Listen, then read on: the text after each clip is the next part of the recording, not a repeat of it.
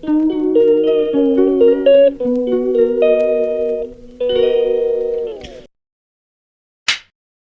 Guys, welcome back to Pratima's wonder life. আজকে আমাদের Digha complete, এবার যে যার বাড়ি। তো সকালে ইচ্ছা হলো একটু সি বিচের দিকে যাওয়া। Hello guys, welcome back to Pratima's wonder life. আশা করবো তোমরা সবাই ভালো আছো, আমরাও খুব ভালো আছি। তো এখন আমরা দেখো দীঘার আমাদের ঘোরা সম্পূর্ণ হলো। তো আজকে আমরা বাড়ি যাচ্ছি দীঘা থেকে।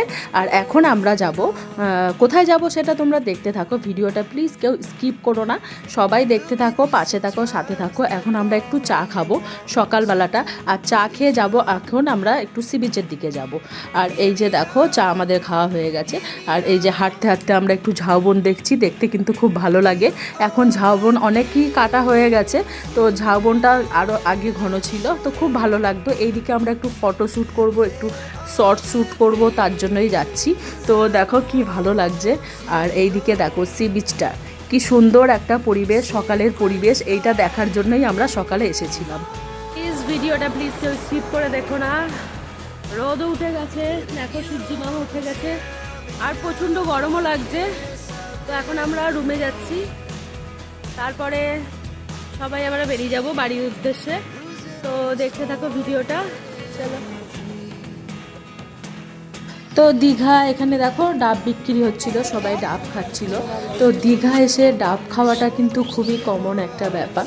তো এবারে আমাদের খাওয়া হয়নি, তার জন্য সকাল টাইমটা সবাই আমরা একটু ডাব খেয়ে নিলাম। এবার খেয়ে যাব হোটেলে গিয়ে একসঙ্গে সবাই রওনা দেবো।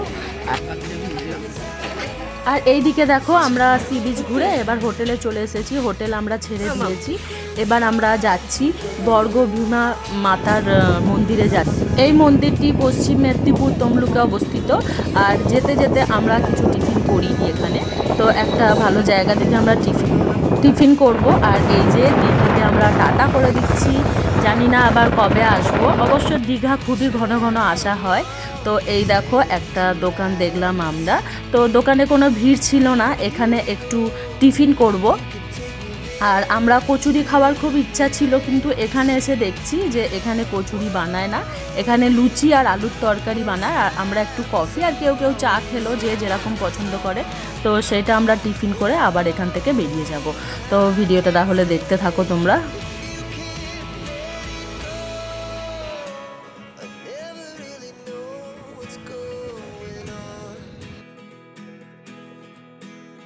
তো এবার আমরা যেতে চলেছি বর্গভীমা মাতার মন্দির। এটা তমলুকে অবস্থিত 51 পীঠের অন্যতম পীঠ কালী মাতার মন্দির আছে। তো আমরা আগে কখনো এখানে আসিনি, তো তার জন্যই ভাবলাম, দীঘা তো বহুবার আসা হয়েছে, তো ঘোড়ার পথে মায়ের মন্দিরটা একটু দর্শন করে যাওয়ার ইচ্ছা ছিল। তো সেইটাই আমরা এখন চলেছি। আর এখানে দেখো গাড়ি পার্কিং করেছি, পার্কিং করে কিছুটা হাঁটতে হবে, কিছুটা বলতে খুব দূরে না, সামনেই আছে। তো কিছুটা হেঁটে আমরা মন্দিরের কাছে যাব। তবে কেউ যদি কলকাতা থেকে ট্রেনে আসতে চাও, তো তমলুক স্টেশনেই তোমরা নামতে পারো, নেমে ওখান থেকে টোটো নেবে 15 টাকা ভাড়া, আর জোর 10 থেকে 15 মিনিটের রাস্তা।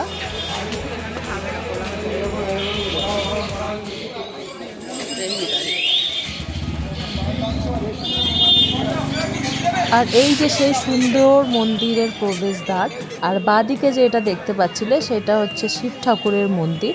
আর আমরা এখানে সাইডে জুতো রাখার ব্যবস্থা ছিল, তো জুতো রেখে আমরা একটু প্রসাদ নেবো, এখানে প্রসাদ দিয়ে তারপরে মাকে পুজো দিতে যাব। তো এই যে প্রসাদটাও তোমাকে দেখিয়ে দিলাম তোমাদেরকে। তো এখানকার প্রসাদ দেখতেই পারলে। ওইদিকে আবার দেখলাম বা সাইডে বজরংবলীর মন্দিরও দেখলাম। আর এইটা হচ্ছে মূল প্রবেশদ্বার, এখান থেকে যাব আমরা। তো ভিডিওটা তোমরা দেখতে থাকো।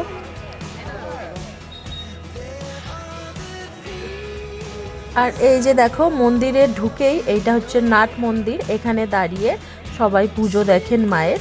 আর খুব সুন্দর ভেতরটা, স্পেসটা কিন্তু অনেকটাই বড় আর খুবই সুন্দর। আর সাইডে খাওয়া দাওয়ারও ব্যবস্থা এখন হচ্ছে, আমরা এসেছি দুপুর টাইমটা। তো দেখতে পাচ্ছ কি অসাধারণ একটা মন্দির, তো খুবই ভালো লাগছে। খুবই, এটা সেন বংশের পুরনো, খুবই পুরনো মন্দির এটা। আর এই যে দেখতে পাচ্ছ এখানে খাওয়া দাওয়ার ব্যবস্থা হচ্ছে। এখানে কিন্তু মাছ ভোগ দেওয়া হয় আর খাওয়ার জন্য কুপন কাটা হয়।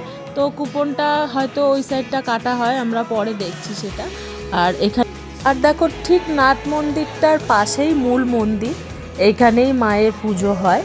আর যেখানে নাট মন্দিরটা তোমাদের দেখালাম ওখানে মায়ের পুষ্পাঞ্জলি দেওয়া হয়, এমনকি মায়ের পুজো ওখানে দাঁড়িয়ে দেখা হয়। আর আমরা দেখো খুব সুন্দরভাবে এখানে পুজো দিয়েছি, লাইন খুব বেশি ছিল না, কিন্তু মায়ের মুখটা দর্শন করে খুবই ভালো লাগছিল। আর এখানে দেখতে পাচ্ছ তোমরা সব লাইন দিয়ে কাউন্টারে টিকিট কাটা হচ্ছে। এটা হচ্ছে প্রসাদের টিকিট। প্রসাদ বলতে এখানে কিন্তু মাছ ভোগ প্রসাদ দেওয়া হয়। তো আজকে আমরা দেখেছিলাম, যদিও বা আমরা বাইরে খেয়ে এসেছি, পেটটা ভরা ছিল বলে খাইনি, কিন্তু আজকের এখানে মাছ হচ্ছে শোল মাছের ভোগ ছিল। তো এই দেখো আমি আবার এসছি মন্দিরটার ভিতরে, দূর থেকে মায়ের যদি ফটোটা তোলা যায় তার জন্য। আর যেটা জানা গেল এই মন্দিরটা সকাল 7টা থেকে দুপুর 2টো পর্যন্ত খোলা থাকে, আর বিকেল 3টে থেকে রাত 8:30 পর্যন্ত এই মন্দিরটা খোলা থাকে। তো ভেতরে একটাই গাছ দেখলাম, সেটা হচ্ছে কাঠচাপা গাছ। সেখানে যারা যারা মানত করে তো তারা সেখানে ঢিল বাঁধা ছিল, গাছটা পুরো ঢিলে ভরা ছিল। তো যারা মানত করে তারা হয়তো ঢিল বেঁধে রাখে ওখানে, আর মানত সম্পূর্ণ হয়ে গেলে তারা সেখানে পুজো দিয়ে যায়। তো মোটামুটি ব্যাপারটা সব মিলিয়ে তো বন্ধুরা পুরো মন্দিরটাই তোমাদের দর্শন করে দিলাম। এই যে দেখো শ্রী শ্রী বর্গভীমা মাতার মন্দির। তো মন্দিরটায় অনেক কাহিনী আছে যেটা আমাদের কাছে অজানা। তো সময়টা একটু কম, তার জন্য ওখানকার বাসিন্দার থেকে কিছু জানার খুব আগ্রহ ছিল, কিন্তু কম সময়ের জন্য আমরা বেরিয়ে পড়লাম। তারপরে দুপুর টাইম সেখানে আমরা খাইনি, মন্দিরে আমরা কুপন কেটে খাইনি। তো আমরা বেরিয়ে যাচ্ছি, কেননা আমাদের বাড়ি ফেরার তাড়া আছে, তো আমরা রাস্তায় খাবো। আর এই দেখো আমরা এসে গেছি, কেননা আমরা তখন মন্দিরে খাইনি, আমরা সবে টিফিন করে বেরিয়েছি, তোমরা দেখেইছো। তো তার জন্য সেই কারণে আমাদের পেটটা ভরা ছিল, আমরা মন্দিরে তার জন্য ভোগ খেতে পারলাম না।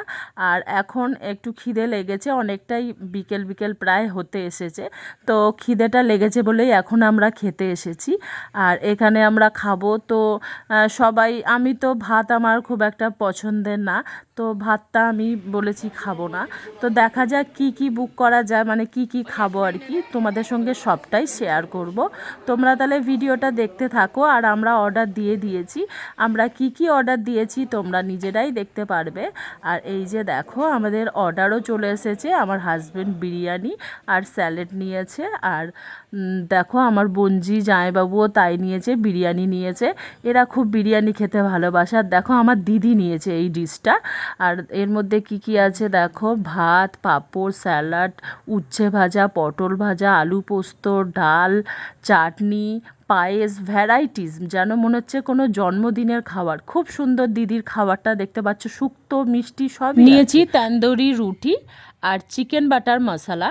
আর পরে সবাই রসগোল্লাটা খুব সুন্দর ছিল বলে আর একটা করে সবাই আমরা রসগোল্লা নিয়েছিলাম। আর এই যে আমাদের খাওয়া দাওয়া, ঘোরা, দীঘা ঘোরা, ভীমা মন্দিরে ঘোরা সম্পূর্ণ হলো। এইবারে আমরা একদম বাড়ি, যে যার কাজে কর্মে আবার আগের মতো যুক্ত হব। তো ভালো লাগলে ভিডিওটা লাইক, কমেন্ট, শেয়ার, সাবস্ক্রাইব করে দিও। সবাই ভালো থেকো, সুস্থ থেকো, দেখা হচ্ছে আবার অন্য কোনো পরবর্তী ব্লগে। ততক্ষণের জন্য সবাইকে টাটা, বাই বাই।